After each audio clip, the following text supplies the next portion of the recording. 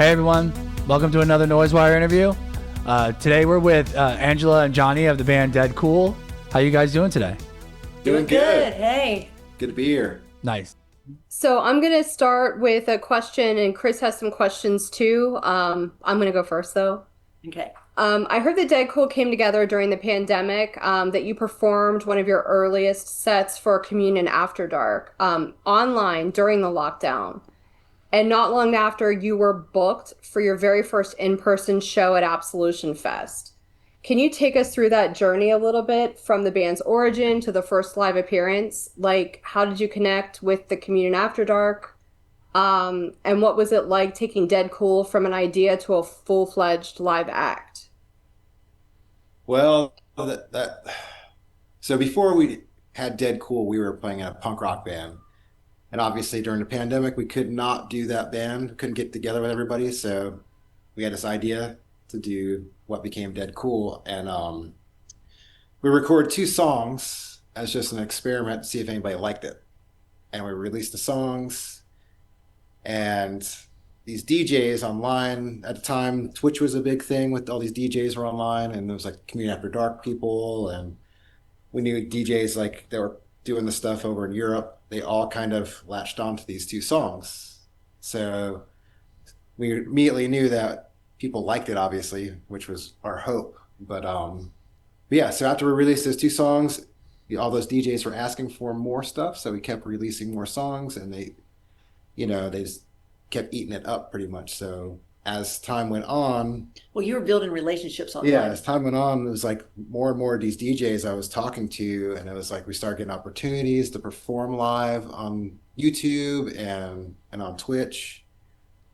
So by the time, the lockdown was over, and shows were becoming a thing again, we started getting offers, and then we had to figure out like how do we actually do all this live? Because we were pretty clueless with all this, because like we literally started playing synthesizers and all that stuff during the pandemic, just because we were bored out of our mind. We're like, let's play synthesizers, let's do this, And actually our first performance online on Twitch was in this very area where we're sitting right now.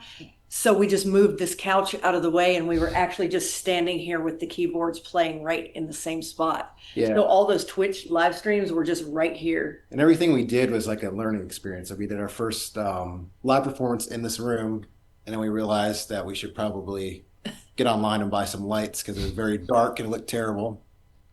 But yeah, so everything was a learning experience each step. So like I said, when the lockdown lifted, Absolution Fest was reconvened, and I had actually hit them up because, Community After Dark was big supporters of us. And when I hit him up, Mark was like, well, we already got a, yeah, he's like, no. we already got a full lineup, so maybe next year. I was like, okay, cool, and then literally a week later, he hit me back up. He's like, well, band canceled. Do you want to play? So Which like, yes, band canceled? Do you know? God, I wish I knew. I can't remember if it might have been Dancing Plague. Maybe. Because I Interesting. think we had this Yeah, conversation. that is interesting. Yeah, And I'm thinking whoever it was probably had COVID, because it was right when, when people were starting to go back out, people were, just venues were opening back up. And I feel like I think it was Dancing Plague, and I think he had COVID.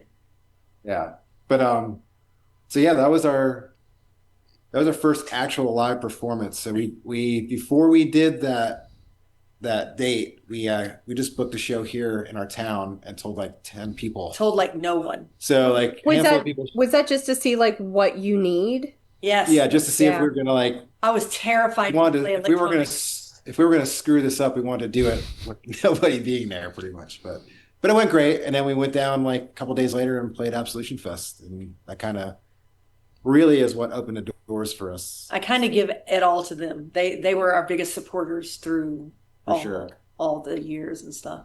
Yeah. They helped us a lot.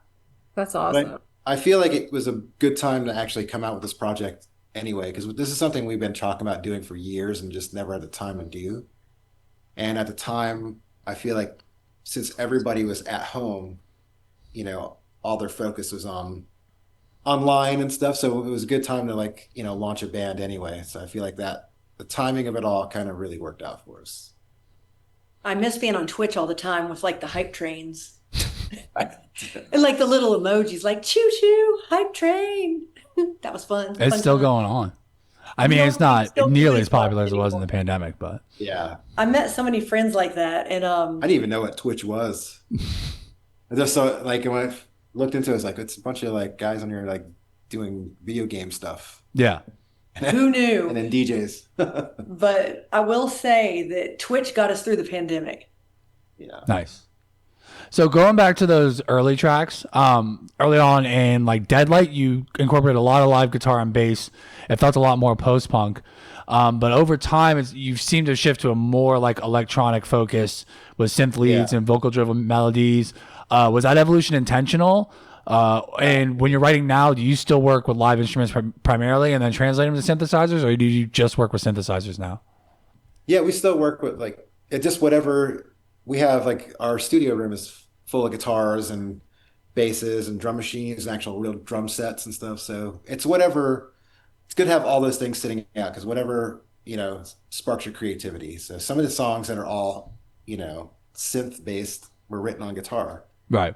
But yes, it was intentional to shift everything towards more all electronic because like I said, during the pandemic, I bought a synthesizer, and my intention was like to sit there and geek out and make John Carpenter soundtrack sounding stuff, and Yeah. I just really fell in love with a synthesizer. So like our first track that we released was "Bound by Light," which is primarily guitar and bass driven. We live in dark times.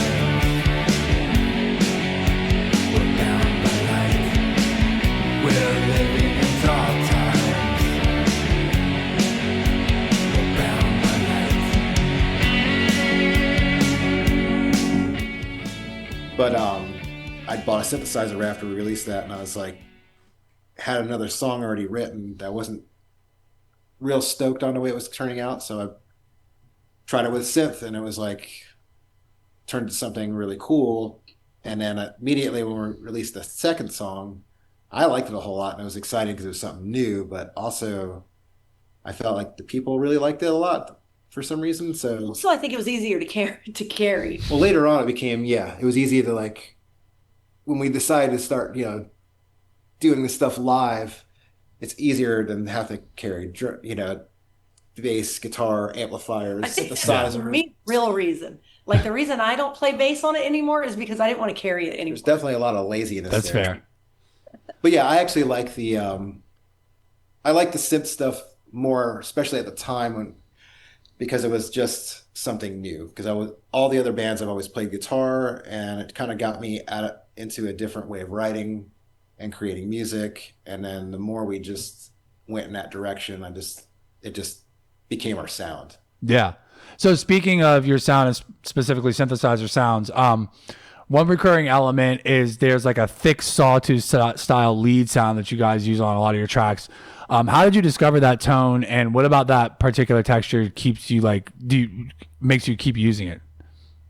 I want to answer before he does because I know he'll have something to say. I think with that, it comes from his being in bands where he played guitar and played lead guitar for so long, and he always had lead guitar parts in the bands he played in. So I think that's why there's so many synth leads in these songs, because it's kind of how he wrote the guitar-driven songs.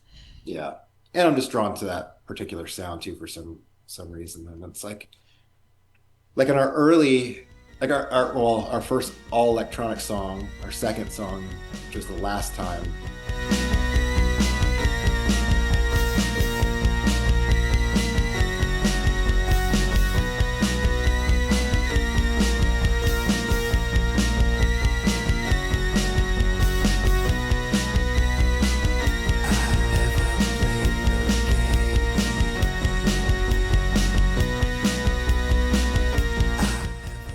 A lot of that, the sounds in that song, which ended up using a lot of those similar sounds all through our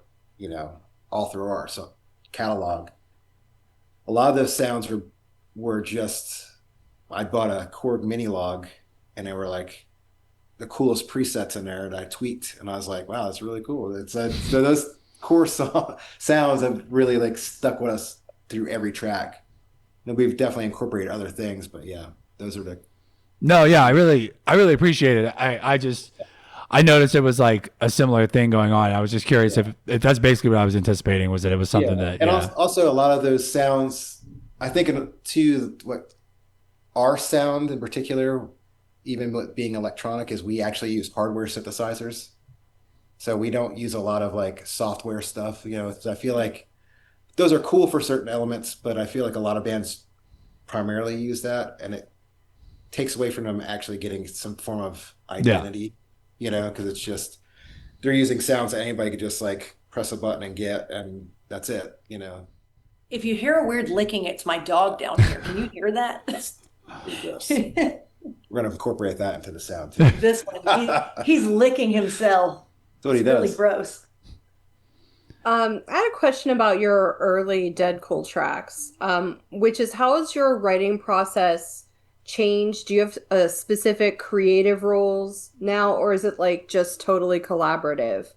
And has playing live or meeting other artists changed the way that you guys write together? Yeah, I think we get influenced all the time by different things, like different cool bands, playing and learning, live with other people. But as far as the songwriting goes, it's been the same for ever. I mean, we still write like we do, like if we were in a punk rock band, we just like comes usually one of our songs will come from like either a cool bass riff or like guitar line or something, and we just work on that and see what comes, see if vocal melodies we can come up with, and then if things quickly start coming, then we know we have something that we can work on. So it usually just starts off with something like a riff, and then we'll take it from there. But yeah, I mean, it's just we work very basic. So it's all about, a couple riffs and a drum beat, and then we work on vocal melodies. And if something doesn't come of that right away, then we put that on the back burner and we'll try something else. So your newest single, "Story of Another Life," it feels very reflective. A lot of like looking back on the past and questioning what lies ahead. Was there a specific moment or feeling that pushed you to write it? And what do you want listeners to take away from the lyrics?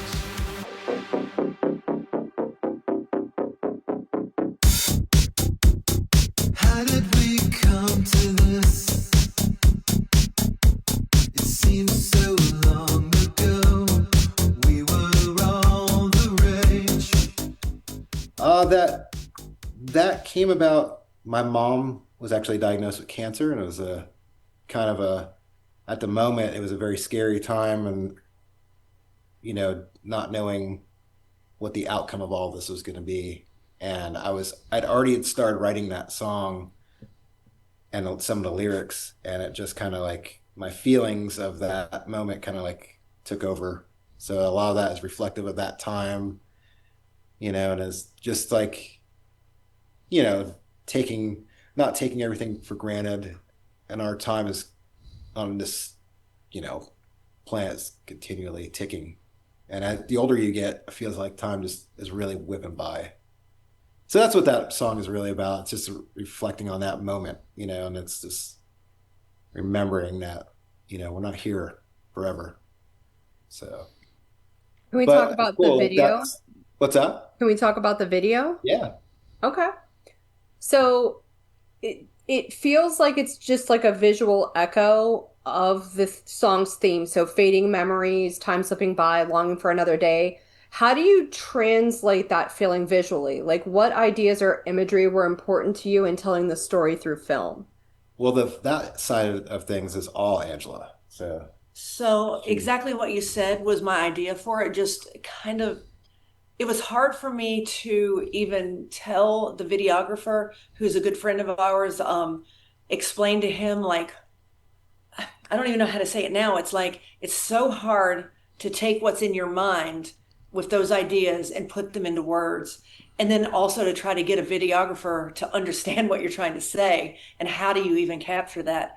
But exactly what you said is what I told them was like, I just want it to be like pieces of our lives passing by and just the memories.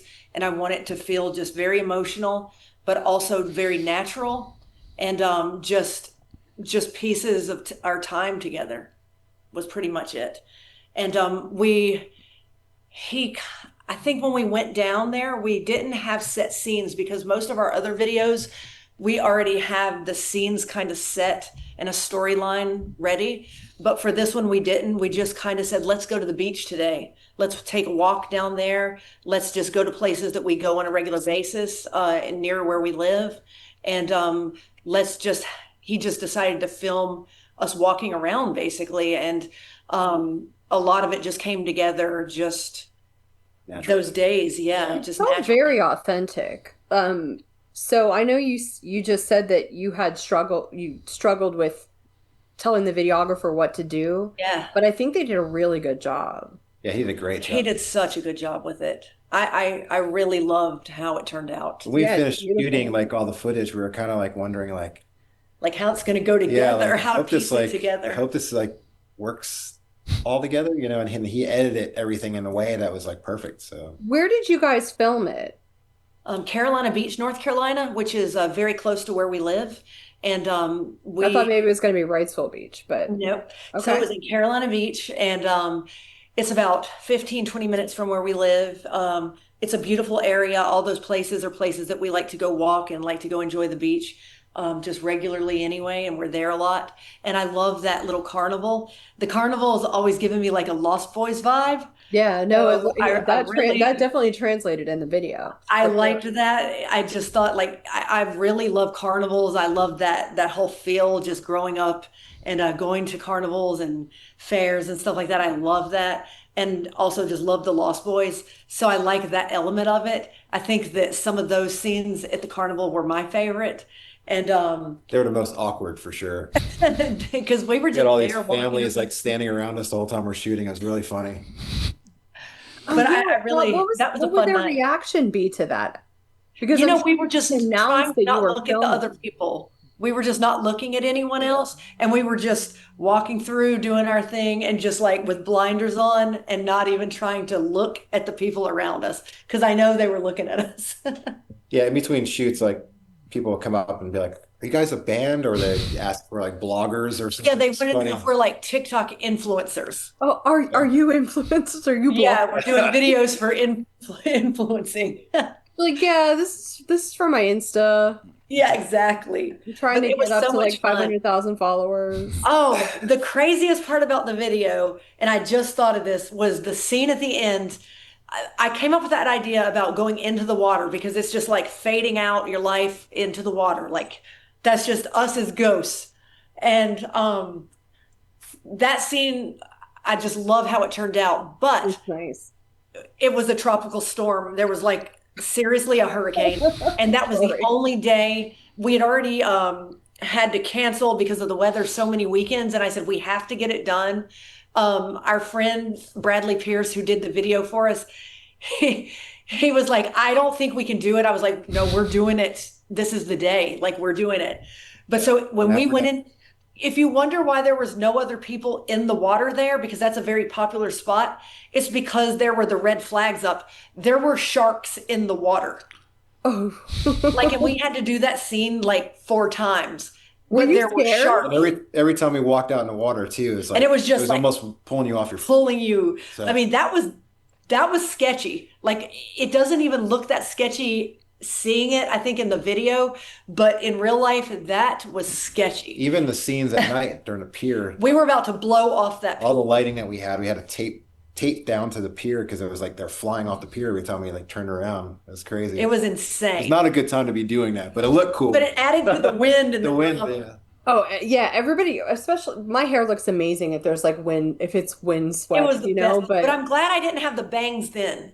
Because you can imagine the bangs would have just been like oh yeah, this. they'd be straight up. Exactly. For me, it was blowing my comb over drops away. So That's so funny, you guys. That video was so fun though. Chris, do you have any questions? Yeah. So, can we talk about how you guys translate your recorded music to your live setup? I'm really curious because you mentioned that was something you had to figure out when you were faced with doing Absolution Fest, was like, how do we do this live now? And did you learn anything from those early shows, like the first Absolution Fest, that you've taken now to make it easier for yourself? Yeah, bring less stuff. What did you bring that was too much? Oh, when we first played, we had like all these lights that plugged into, like, each one had a separate plug and a cord, and I you had to program lights that were like daisy chained around us, like all this uplighting, and then like we had both had synthesizers, and like there was I had samplers and mixers and like all this crap that just like it was just too much.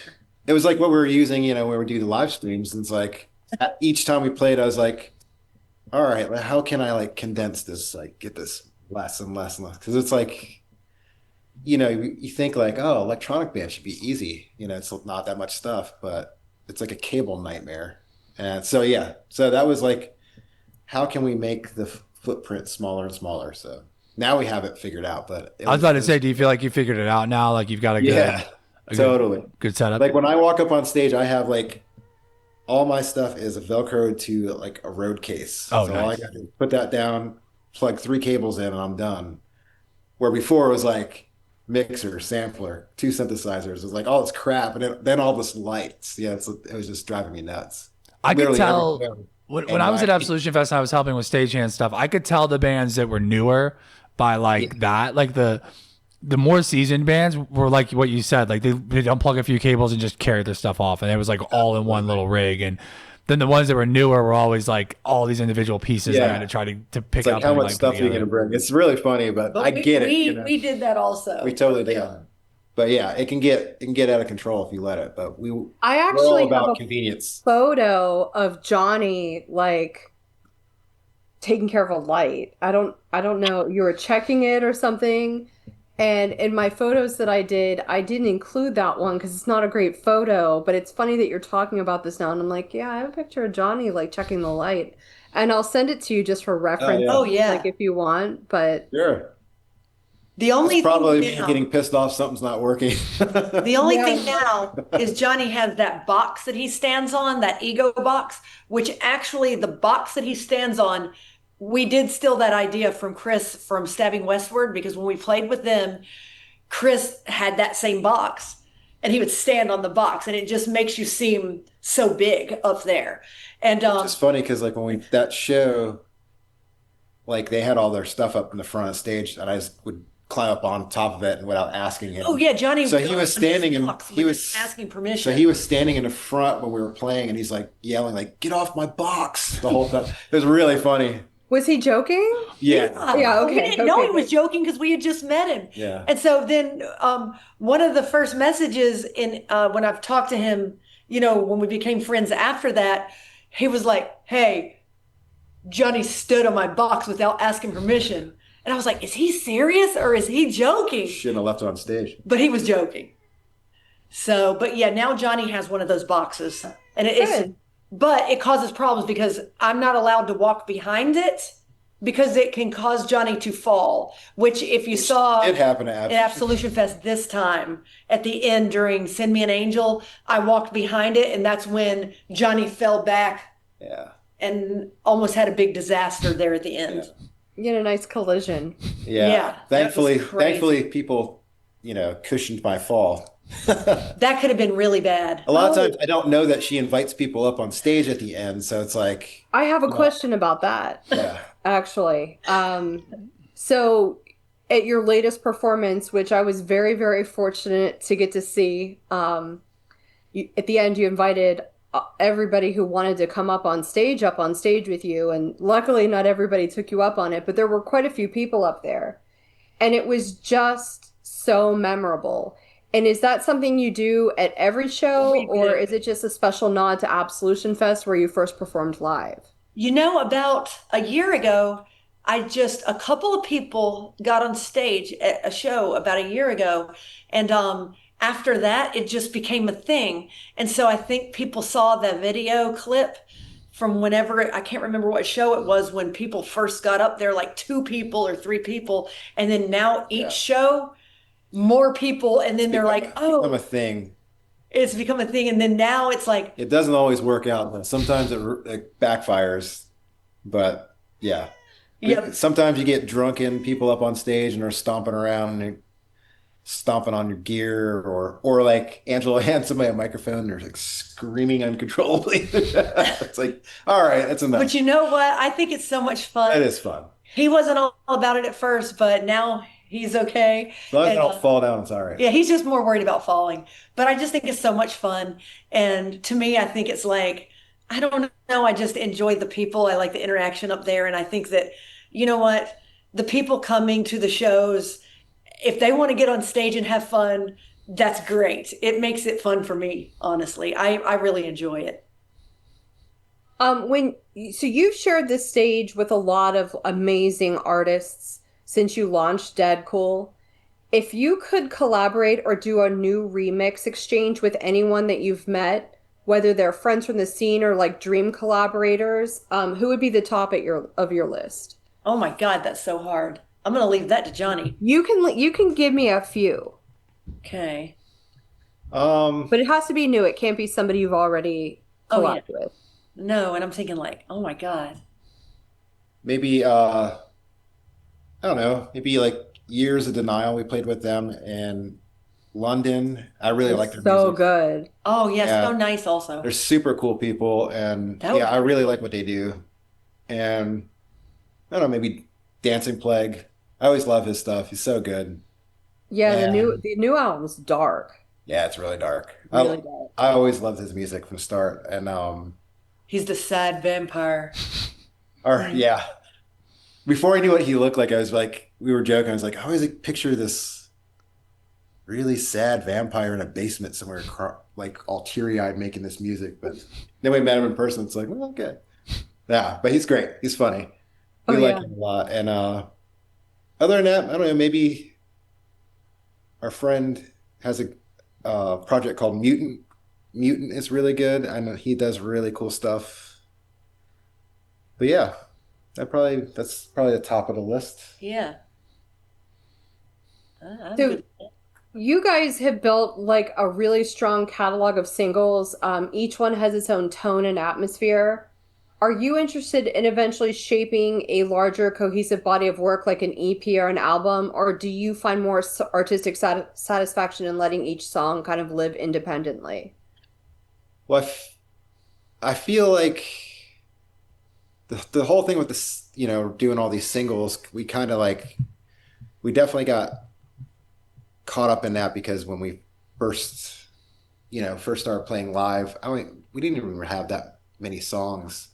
So it was like each time we got a song, we'd release it to get it out there. But now I feel like we But get excited. So now, like if we have a good song, I'm like, oh my God, I want the world to hear it right now. I don't want to wait. also, I feel like it's helped us in a way because like doing the singles It keeps the game, momentum.